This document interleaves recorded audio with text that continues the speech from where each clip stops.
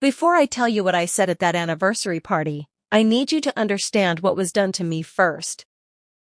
Because what my sister Miranda did wasn't just cruel, it was calculated, it was deliberate, and she smiled while she did it.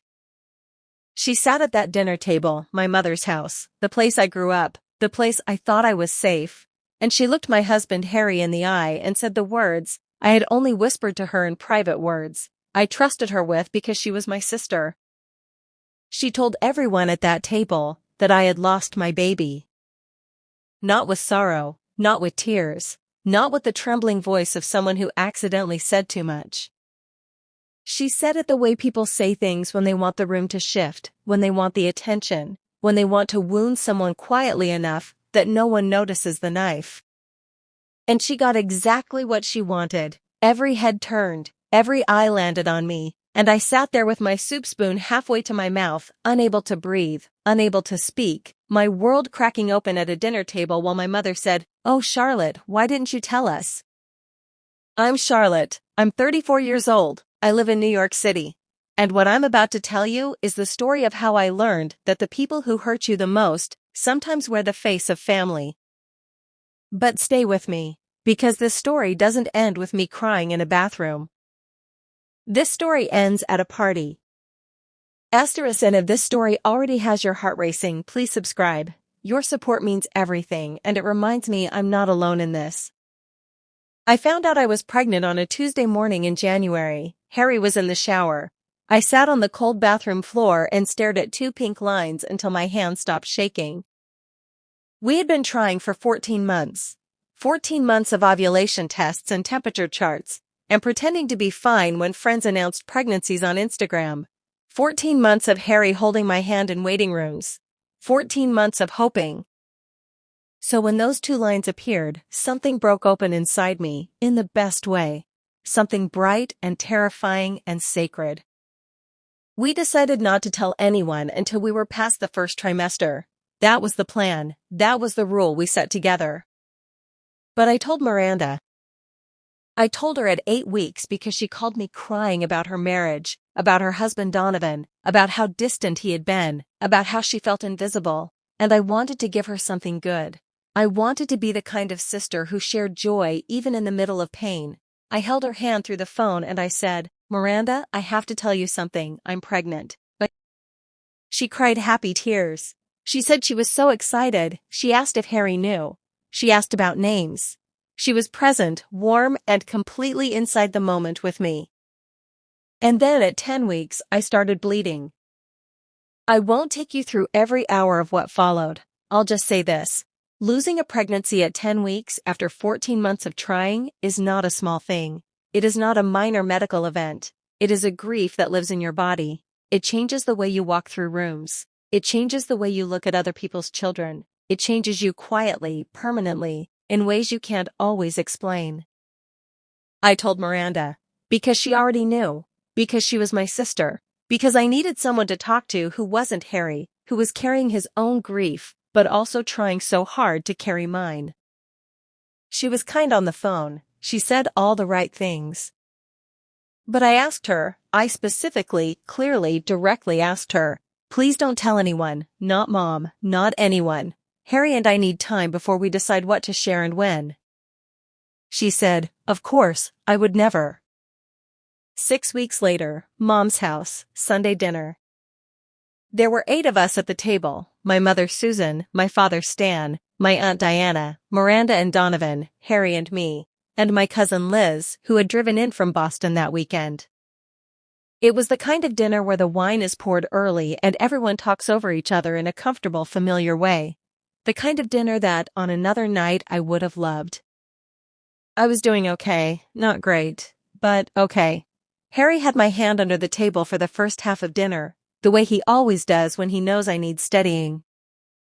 I don't remember exactly what we were talking about when it happened. I think it was something about family plans for the summer. I think Liz had just said something about wanting to visit New York. And then Miranda, who had been unusually quiet, who I noticed had barely touched her wine, who had been watching me across the table with an expression I couldn't quite read. Miranda set down her fork and said, "Charlotte, you should be feeling better by now. It's been almost 2 months." The table didn't go silent immediately. It took a second. Like everyone needed a moment to process what she'd just said. And then my mother said, "What do you mean, feeling better? Charlotte, are you sick?" And Miranda, God help her, said she lost a pregnancy back in February. I figured you all knew by now. I remember the sound of my father putting down his glass. I remember Liz saying, "Oh no, tail." I remember Donovan looking at his plate. And I remember Harry. I remember the way his hand went very still under the table, and then the way it slowly withdrew. I didn't cry, I want you to know that. I didn't give her the scene she was looking for. I looked at my sister across the table, and I understood, with total, cold clarity, what she had just done. She had taken the most private grief of my life and used it as a conversational offering. She had handed my pain to my parents over a Sunday roast like it was information she had the right to distribute.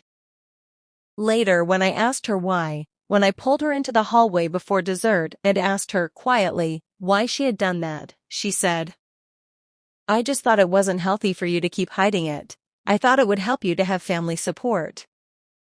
She said it like she had done me a favor. I went home that night and I couldn't sleep. Harry and I didn't fight. We were too tired to fight. We just lay in the dark and I stared at the ceiling and I made a decision. I was going to create distance from Miranda. I was going to take a step back. I was going to protect myself. But then, 3 weeks after that dinner, my friend Holly called me. Holly knows everyone. She's the kind of person who exists at the intersection of 3 different social circles and moves between them effortlessly. She and Miranda had been friendly for years through me. Holly called me on a Thursday evening and she said, "Charlotte, I don't know if I should tell you this." Those words. You know when someone says those words, the thing that follows will rearrange something. She told me that Miranda had been having an affair, had been for approximately 8 months, with a man named Peter, a colleague of Donovan's, the same Donovan she had been crying to me about, the same marriage she said she felt invisible in. While I had been holding her hand through a failing marriage, she had been conducting an affair with her husband's colleague. While she had been crying about feeling unloved, she had been choosing every single week to betray the person who loved her. Holly had found out through a mutual friend named Galvin, who had seen them together at a restaurant in New Jersey, far enough from the city that they thought they were safe, apparently not far enough. I sat with this information for a long time. I didn't call Miranda. I didn't confront her. I didn't tell Harry right away. I just sat with it, and I thought about what it meant that this woman, who had been carrying a secret this large, this destructive, this life-altering, had still found it appropriate to announce my grief at a dinner table. I thought about patience. I thought about timing. I thought about what it means to wait for the right moment. And then I got an invitation in the mail. Miranda and Donovan's 5th wedding anniversary party. I know this is a lot to sit with. If you're still here, if this story is hitting you somewhere real, please subscribe. Your support means everything, and it reminds me I'm not alone in this. The party was 3 months away. I RSVP'd yes.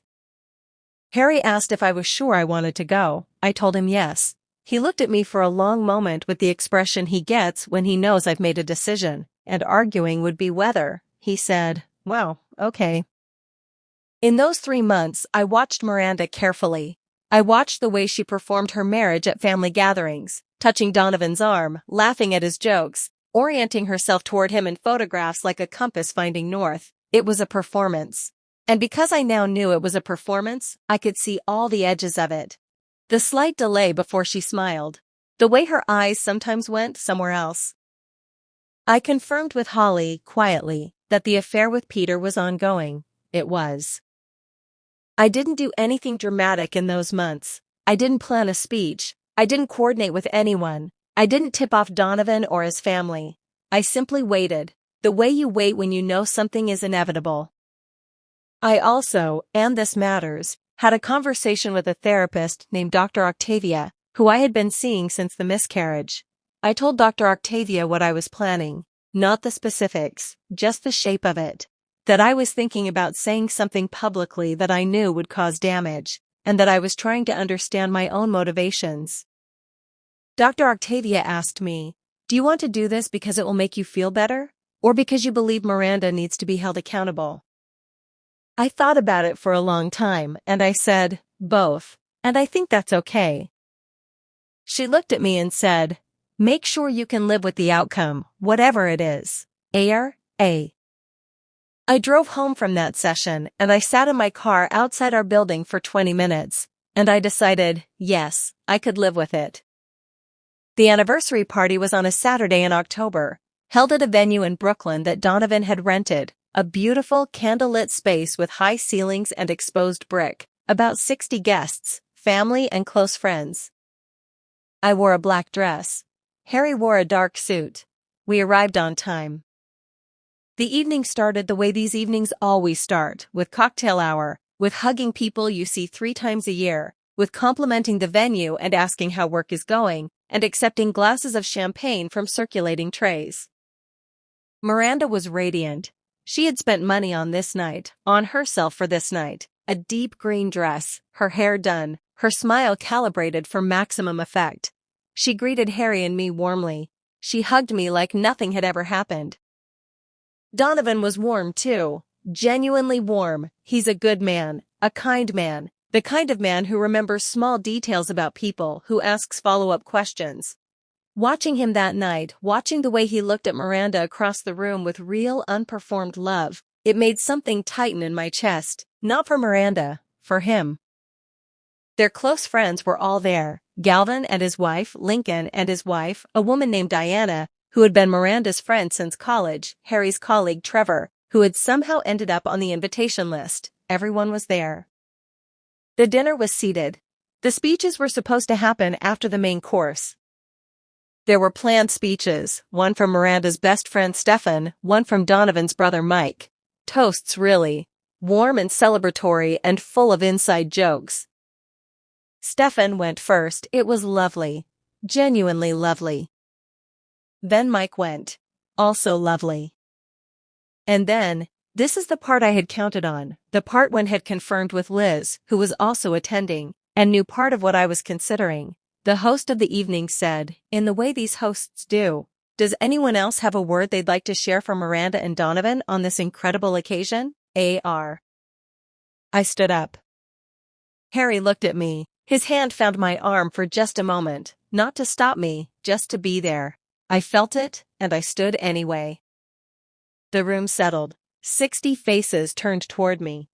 Miranda looked up from the head table, and her expression was that particular brand of polished warmth that people wear when they expect a compliment. I picked up my champagne glass. I said, "Miranda, you've always had a gift for making private things public. You've always believed that other people's secrets aren't really secrets, that the truth, as you see it, has a right to breathe. I've thought about you a lot over the past year, about the kind of person it takes to sit at a dinner table and give away something that wasn't yours to give. And I've also spent time thinking about the secrets you keep, the ones you've decided deserve protection, like the 8 months you spent in New Jersey with Peter. SMO. The room.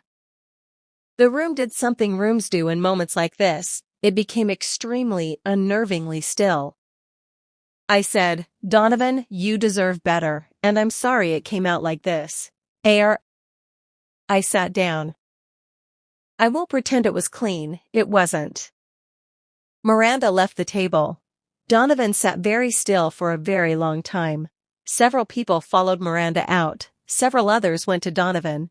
Harry put his hand over mine under the table and didn't say anything. Liz looked at me from across the room with an expression I still can't fully categorize. Somewhere between shock and something that looked like understanding. Miranda called me 11 times that night. I didn't answer. She texted, "You have destroyed my marriage. I hope you're happy." I texted back, "I know how it feels to have someone share your private life without your permission. I wanted you to know too." She didn't respond after that. In the weeks that followed, the wreckage sorted itself out the way wreckage does, slowly, painfully, with a lot of phone calls to mutual family members, and a lot of people choosing sides. My mother called me upset. My father called me quieter. and said something I didn't expect. You probably could have handled it differently, but I understand why you did it. AI. Donovan filed for separation 2 months later. I found out through Liz, not through any direct contact. I felt grief about that. Real grief, not triumph. Donovan was not my enemy. He was a casualty of Miranda's choices, and the only thing I had changed was the timeline. Miranda and I have not spoken since the night of the party. Harry and I, and this is the part I want to make sure I tell you, Harry and I started fertility treatment 4 months after the anniversary party, and 8 months after that, on a Tuesday morning in late spring, I sat on the bathroom floor again, and I looked at 2 pink lines, and this time I did not tell anyone right away. Not even Miranda. Especially not Miranda. I told Harry, I told Dr. Octavia. I held it close and private and mine for exactly as long as I needed to. Our daughter was born in February. We named her Rosalind. Nobody announced her arrival except us. People ask me sometimes if I regret what I did at that party, if I think about the scene, if I wish I had been quieter, more composed, more private. And I say this. I learned something that year about the difference between dignity and silence.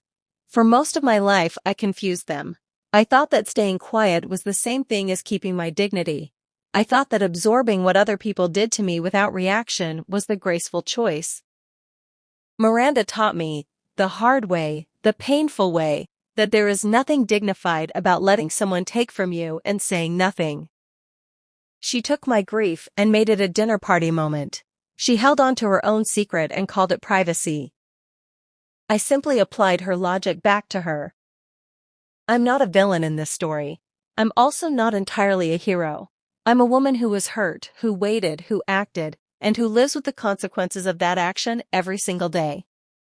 What I know for certain is this. I stood up when it mattered. I used my voice in the room where it counted. And I went home that night, took off my black dress, lay down next to my husband, and slept better than I had in 11 months. Rosalind is 8 months old now. She has Harry's eyes and my stubbornness. She will never know the story of the anniversary party, not for a long time. But when she's old enough, when someone in her life takes something from her and smiles while doing it, I will sit with her and I will tell her. Patience is not passivity, silence is not peace, and the quietest actions sometimes make the loudest sounds. If this story stayed with you, if Charlotte's journey felt real, if any part of her pain was yours too, please subscribe. It takes 5 seconds and it means more than I can say. It reminds me that sharing these stories matters, that I'm not alone, that you're not alone. Subscribe and stay for the next one. I promise it's worth it. R.